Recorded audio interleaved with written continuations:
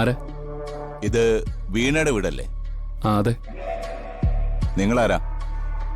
ഞാൻ വീണയുടെ അമ്മാവന്റെ മോനാ. അമ്മാവന്റെ മകൻ എന്ന് പറയുമ്പോ വീണയെ കല്യാണം കഴിച്ച ആളാണോ?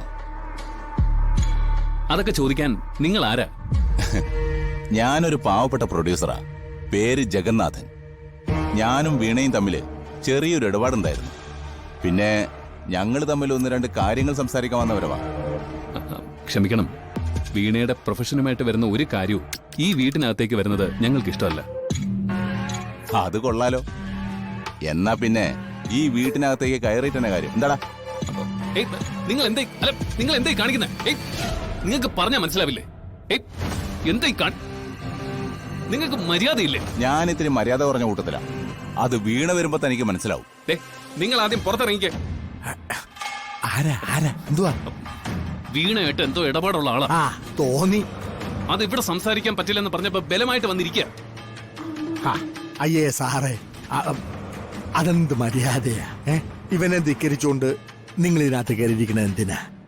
നിങ്ങളാരാ? ഞാനോ? ഞാൻ ഈ നിങ്ങൾ ഈ പറഞ്ഞ വീണയുടെ ഒരച്ഛനായിട്ട് വരും. ഓ, അത് കൊള്ളാം. അച്ഛന്മാരാകുമ്പോ കാര്യങ്ങളൊക്കെ നല്ലതുപോലെ അന്വേഷിക്കണം. എന്തായാലും കാര്യങ്ങൾ കുറച്ച് ചുരുക്കി ഞാൻ പറയാം. വീണ എന്റെ കയ്യിൽ നിന്ന് ഒരു 50 ലക്ഷം രൂപ കടം വാങ്ങിയിട്ടുണ്ട്.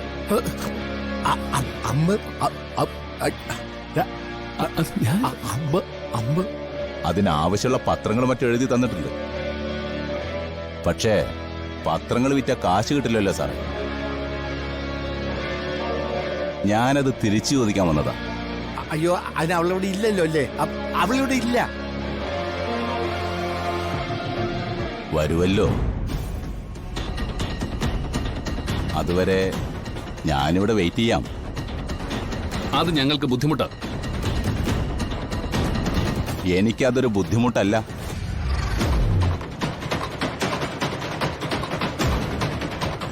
എന്റെ കാശ് വാങ്ങിയിട്ട് അവൾ മുങ്ങി നടക്കാൻ തുടങ്ങിയിട്ട് കുറച്ച് കാലായി.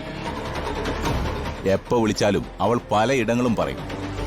കുറച്ച് ബുദ്ധിമുട്ടിയാ ഞാൻ ഈ സ്ഥലം കണ്ടുപിടിച്ച് വന്ന നിലയ്ക്ക് ഇവിടെ എവിടെയെങ്കിലും അങ്ങ് കൂടാന്ന് വിചാരിച്ചു. അതെ, നിങ്ങൾ ആരാണെങ്കിലും ശരി, ഈ വീടിനകത്ത് ഒരു അഭിപ്രായം പറയേണ്ടത് ഞാനോ അല്ലെങ്കിൽ പിന്നെ ഇവനോ ആണ്. നിങ്ങൾ ദൈവത്തെ ഓർത്തൊന്ന് പോകാൻ നോക്ക്. തൽക്കാലം എനിക്ക് വീണയെ കാണണം. എന്റെ പണത്തിന്റെ കാര്യം സംസാരിക്കണം. ആര് പറഞ്ഞാലും ഞാൻ പോവില്ല.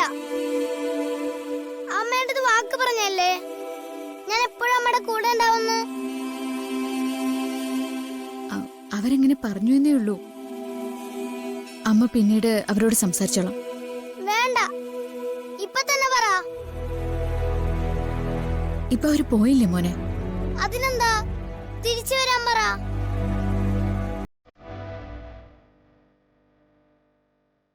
എന്നെ വിട്ട് കൊടുക്കല്ലേ അമ്മ. ആദ്യം വിട്ട് കൊടുക്കണമെന്ന് പറ അമ്മ.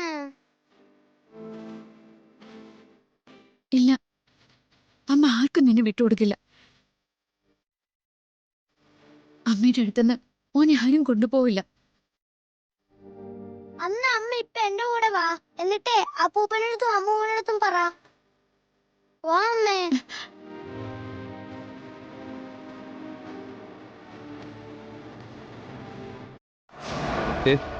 ഈ വീട്ടിനകത്ത് വെച്ച് അങ്ങനെ സംഭവിക്കുന്നത് നോക്കി നിൽക്കാനും ഞങ്ങൾക്ക് പറ്റിയെന്ന് വരില്ല. ഇവിടെ നോക്കടി. അതെ, പണം നീ എന്തിനാ മേടിച്ചത് ഞങ്ങൾ ആരും ചോദിക്കാൻ വരുന്നില്ല. പക്ഷേ ഇതുപോലുള്ളവർ ഈ കുടുംബത്തിൽ വന്ന് കയറുന്നത് നിർത്തിക്കോണം. അതെനിക്ക് പൊറുക്കാൻ പറ്റുന്ന കാര്യമല്ല. എന്താണെന്ന് വെച്ചാ പറഞ്ഞവസാനിപ്പിച്ചോ എത്രയും വേഗം. കേട്ടോടി.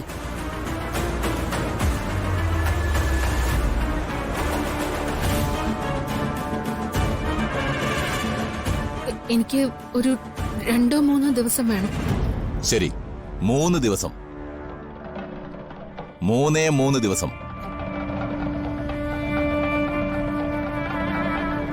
അതിനുള്ളിൽ പണം എന്റെ ഓഫീസിൽ നിനക്ക് എത്തിക്കാൻ പറ്റിയില്ലെങ്കിൽ നീ എന്തെങ്കിലും ചെയ്തങ്ങ് ചത്താ മതിയടി.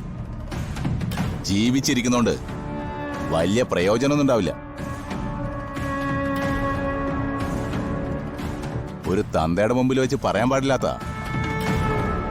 പക്ഷേ എന്റെ രീതി ഇതായിപ്പോയി. അതങ്ങനെ അങ്ങ് തേച്ചു മായ്ച്ച് കളയാൻ പറ്റില്ലല്ലോ. പറയുന്ന 3 ദിവസത്തിനുള്ളിൽ എന്റെ കാശ് നീ കൊണ്ടുവന്നില്ലെങ്കിലുണ്ടല്ലോ, തെരുവിലിട്ട് വിറ്റിട്ടായാലും ഞാൻ എന്റെ കാശ് മുതലാക്കൊടി.